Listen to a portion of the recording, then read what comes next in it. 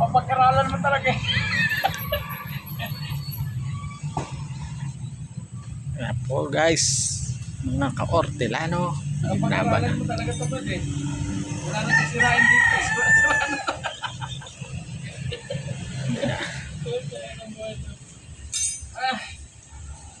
Pag wala talagang ibang magkakalas, pag wala talagang ibang gagawa, talagang ano Ay, gagastos na yung gagastos dito sa Rizal pagka hindi marunong gumawa yung driver niya.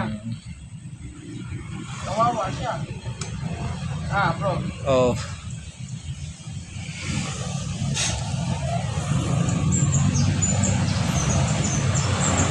Ayan po, mga ka-ortelano,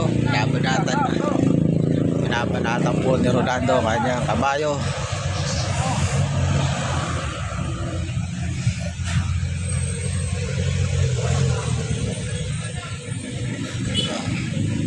Ayan po,